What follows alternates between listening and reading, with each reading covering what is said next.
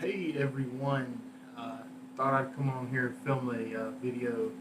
I hadn't made a video in a while.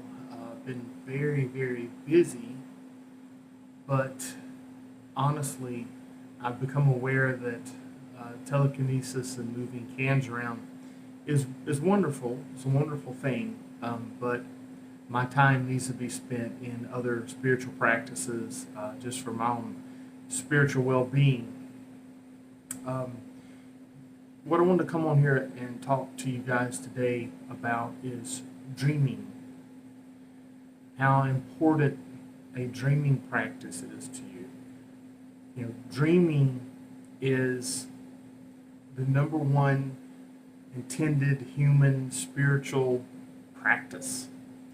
Like the first religion or the first spiritual practice in the world was shamanism, and it was people going into the dreams consciously, working with their dreams.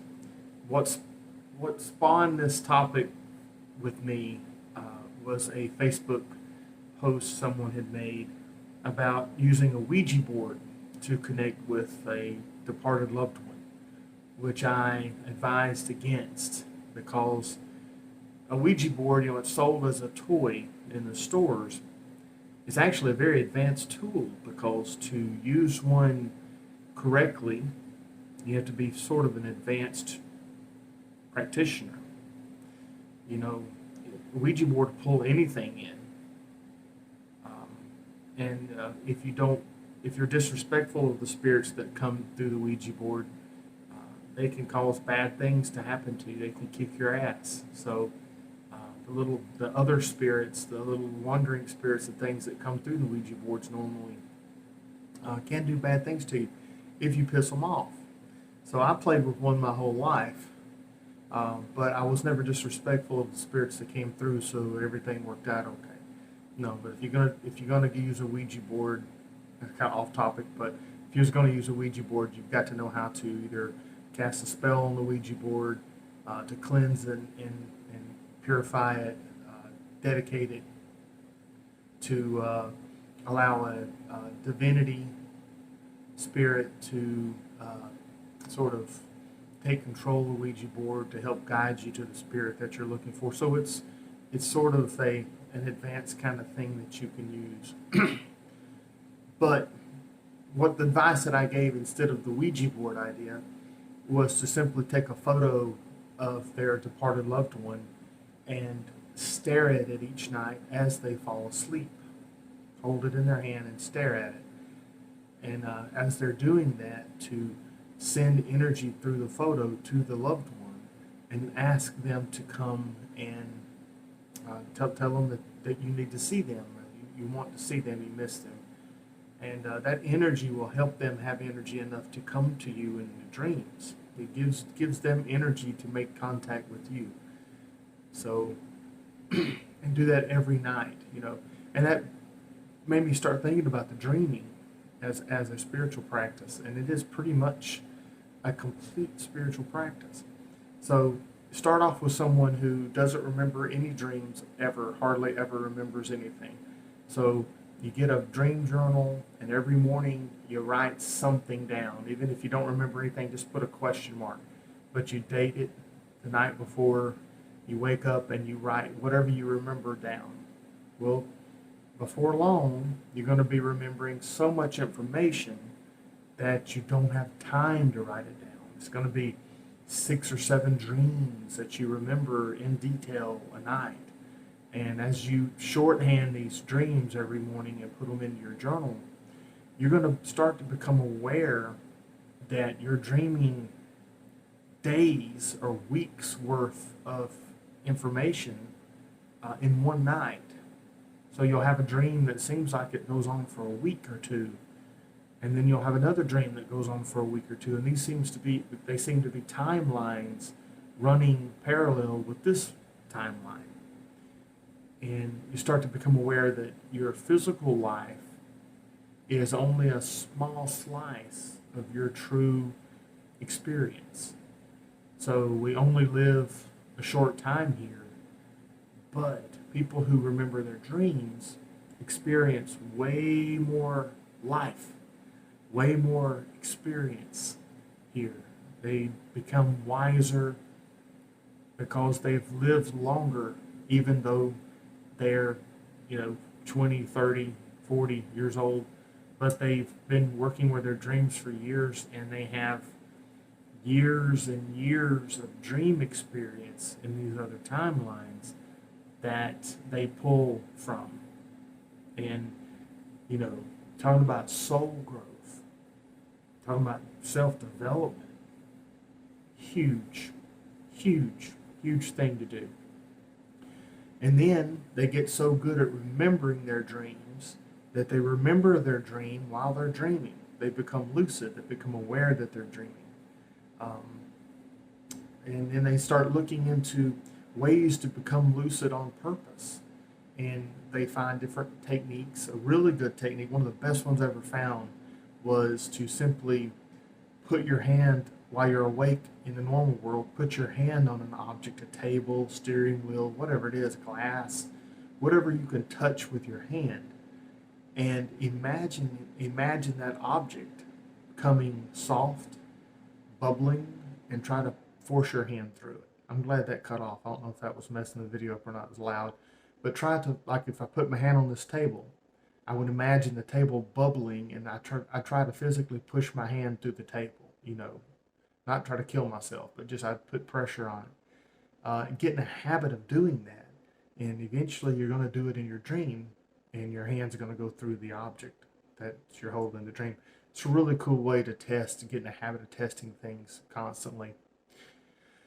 So that will spawn some lucid dreaming for you. Um, then a person would notice that, hey, when I become lucid, I don't stay lucid. I'm lucid, and then eventually, pretty quickly, I forget and I'm back to normal dreaming again. What can I do about that? And then they learn that to stay lucid, you have to keep your mind still. You have to keep your mind blank. You have to stop thinking. You have to focusing completely on what you're doing in the dream, moment to moment. And they find out, hey, that's the same as mindfulness practice.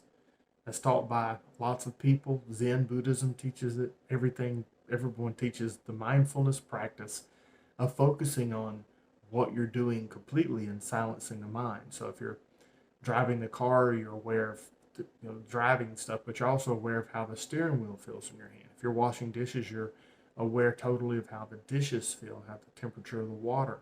And by that concentration, you keep your mind still as much as possible. And then when you do that in the dream state, it prolongs the lucidity of the dream, in which you'll dream the whole dream and stay aware that you're dreaming. And then you'll start to get into the mindfulness practice when you're awake. Will lead you, one of the practices you can do to develop that is meditation, which is going to take you back toward dreams again. From the waking state, you start going back toward the dream state, entering into things like samadhi, also called ascension in demonology. It's called, in the left-hand path groups, it's usually called the crossroads state. It's got many names. And in Gnosticism, it's the Gnostic state, or Gnostic trance.